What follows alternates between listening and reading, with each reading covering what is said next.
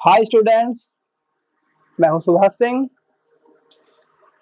आज आपकी 10th class की मैथ की क्लास स्टार्टिंग हो रही है। आपकी सभी विषयों की कक्षाएं लगातार चल रही थी और बड़े दिनों से हमारे बच्चों को इंतजार था कि गणित की कक्षाएं शुरू हों। आज से आपकी कक्षा 10 की मैथ की क्लासेज शुरू हो रही हैं। इसमें तुम्हारा चैप्टर 1.1 पहला चैप्टर वास्तविक संख्याएं पढ़ेंगे। इससे पहले मैं आपसे बता दूं, हमारा ये channel mind growth UP board के लिए, हिंदी मीडियम के बच्चों के लिए ये सबसे हमारा बेहतरीन चैनल है और इसको हमने आपकी सुविधाओं के लिए, जिससे कि हमारे सभी बच्चे घर बैठकर अच्छी से अच्छी पढ़ाई कर सकें, अच्छे मार्क्स ला सकें, उसके लिए हमने आपके लिए घर बैठे बैठे आपकी पढ़ाई चालू कराई है। आप हमारे channel mind growth UP board के लिए सक्षम हैं। पढ़ें इसे और बड़े ध्यान से पढ़ना है। आज हमारा ये चैप्टर 1.1 स्टार्टिंग से हो रहा है, इसलिए आप बड़े ही ध्यान से स्टार्टिंग से पढ़ेंगे और इसमें हम देखेंगे कि हम गणित के सवालों को कितने आसान तरीके से कर सकते हैं। गणित हमारा एक वास्तव में ही बहुत ही आसान विषय है, लेकिन इसके लिए हमें थोड़ा सा ध्यान लगाकर पढ़ना होगा।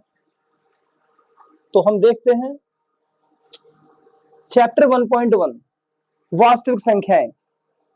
हमारे पाठ का नाम क्या है? वास्तविक संख्याएं, रियल नंबर्स।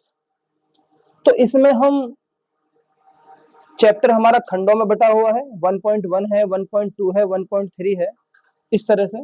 तो सबसे पहले 1.1, इसमें हम देखेंगे जो हमारा प्रश्न नंबर 1 लिखा हुआ है, निम्नलिखित संख्याओं के अभाज्य गुणनखंडों के गुणनफल के रूप में लिखिए। हमारी कुछ संख्याएं दे रखी हैं। पहली संख्या 140, सेकंड 156, थर्ड है 3825 और फोर्थ है हमारी 7429। ये हमारी 4 संख्या दे रखी है। इन संख्याओं को हम अभाज्य गुणनखंडों के, अभाज्य का मतलब ऐसी संख्या जिसको पुनः ना तोड़ा जा सके, जैसे कि 2 है, 3 है, 5 है, 7 है, 11 है, 13 है, अभाज्य संख्याएं। हम इन्हें अभाज्य संख्याओं के रूप में तोड़ेंगे। जैसे कि सबसे पहली संख्या कौन सी है? 140। 140 को हमने अभाज्य गुणनखंडों के रूप में तोड़ना है। तो हम इसको करके देखेंगे। सबसे पहले 140 सबसे आसान तरीका, इसको हम 2 से काटेंगे। 2 सत्ते 14, तो 0 0, फिर 2 से कट जाएगा। 2 से कटेंगे इसे 35 बार, फिर 5 सत्ते 35 और 7 एकम 7। इस तरह से हम इस प्रकार की सभी संख्याओं को इस प्रकार तोड़कर देख सकते हैं। तो हम देखेंगे इसे, कितना आ गया हमारा? 2 है, 2 है, 5 है, 7 है, यानी कि 140 को हम तोड़ देंगे 2 गुणा 2 गुणा 5 गुणा 7। तो हमने देखा 2 दूनी 4, 4 पंजे 20 और 20 सत्ते 140। अब हम इसमें देख रहे हैं कि 2 हमारा 2 बार दिया हुआ है, 2 हमारा 2 बार दिया हुआ है, अर्थात 2 की घात 2 गुणा 5 और गुणा में 7। बस इतना सोल्व करना है हमें ये। अब ये हमारा आंसर हो गया कंप्लीट। हमने इसको तोड़ के देखा, निकाल दिया। इनकी मल्टीप्लाई करने के बाद हमारा इतना ही आना चाहिए जितना कि हमारी दी हुई संख्या थी। अब इसमें 2 है, 2 हमारी अभाज्य संख्या है, 2 है अभाज्य संख्या है, 5 है, ये भी अभाज्य संख्या है, और 7 भी अभाज्य संख्या है। ये सभी संख्याएं हमारी अभाज्य होनी चाहिए, जिससे कि हम इनको आसानी से तोड़ सकें। इसके बाद हमारी जो सेकंड संख्या है कितनी है? 156। अब 156 को कैसे तोड़ के देखेंगे हम? 156 को ऐसे देखेंगे, 2 से तोड़ेंगे, 2 सत्ते 14, 2 अट्ठे 16, फिर 2 से काट देंगे, कितनी बार? 2 तिया 6 और 2 निम्मा 18, फिर 3 से काट देंगे, कितना आएगा? 13 बार, और फिर 13 से एक बार। हमने 156 को तोड़ा पहले 2 से, क्योंकि लास्ट की संख्या हमारी सम संख्या है। जितनी भी हमारी सम संख्याएं होंगी उनको हम सबसे पहले 2 से तोड़ेंगे हमेशा अभाज्य संख्याओं से। 2 से डिवाइड किया 78 आ गया, फिर 2 से करा 39 आ गया, फिर 3 से करा 13 आ गया, और 13 से करा हमारा 1 आ गया। यानी कि हम लिख सकते हैं 156 बराबर कितना? 2 गुणा 2 गुणा 3 और गुणा में 13, यानी कि 2 कितनी बार है? 2 बार है। 3 कितनी बार है? 1 बार है। और 13 कितनी बार है? 1 बार है। 2 दूनी 4, 4 तिया 12, और 12 में 13 से गुणा करेंगे तो कितना आएगा हमारा? 156। हमें ध्यान ये रखना है, इन सभी सवालों में हमें गुणनखंड विधि अपनानी है, और गुणनखंड विधि का मतलब होता है जिनको हम गुणा के रूप में सोल्व कर सकें। हमको ये सारे सवाल अभाज्य गुणनखंड विधि से करने हैं, और अभाज्य संख्याएं वे होती हैं जिनको हम दोबारा से ना तोड़ सकें। इस प्रकार ये निकल के आ गया। फिर है हमारा इसका थर्ड पार्ट। थर्ड क्या है? 3825, 3825। अब 3825 को हम क्या लिखेंगे भाई? 3825, तो इसको हमने 3825 को तोड़ना है। कैसे करेंगे? सबसे पहले 2 से काट के देखेंगे, लेकिन ये तो संख्या हमारी विषम है। अगर संख्या विषम है तो वो 2 से नहीं कटेगी। अगर ये संख्या हमारी विषम है तो विषम संख्या कौन कौन सी होती है? जिनके अंतिम संख्या 1 हो, 3 हो, 5 हो, 7 हो, 9 हो, जिनके लास्ट में 1, 3, 5, 7, 9 हो, ये सभी संख्याएं हमारी विषम संख्या होती हैं। विषम संख्याएं सदैव विषम संख्याओं से कटेंगी। अगर यहाँ पे लास्ट में 2, 4, 6, 8 या 0 होता, वे सम संख्या होती। तो अब ये हमारा 2 से नहीं कटेगा। अब हम इसको 3 से काट के देखेंगे। 3 एकम 3, 3 दूनी 6, 2 बच गया, 2 के आगे 2 22, 3 सत्ते 21, 3 पंजे 15, ये निकल के आ गया। एक बार फिर 3 से काट के देखेंगे। 3 चौक 12, 3 दूनी 6 और 3 पंजे 15, काट लिया हमने ये।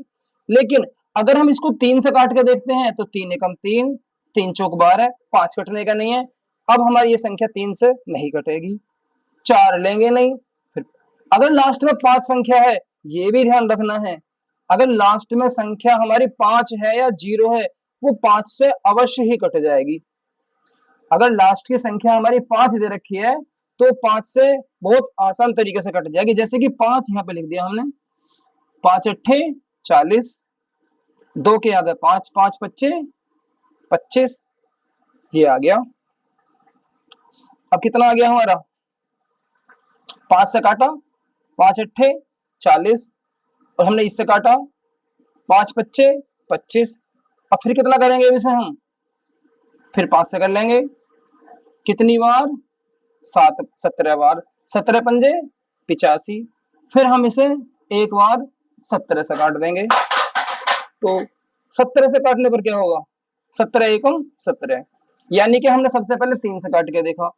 3 एकम 3, 3 दूनी 6, 3 सत्ते 21 और 3 पंजे 15। फिर 3 से काट दिया। 3 चौक 12, 3 दूनी 6 और 3 पंजे 15, फिर 5 से काट दिया, कितना आ गया 85, फिर 5 से काट दिया 17 और 17 से काट दिया ये, तो हम इसे लिख सकते हैं कितना 3 3 5 5 और 17।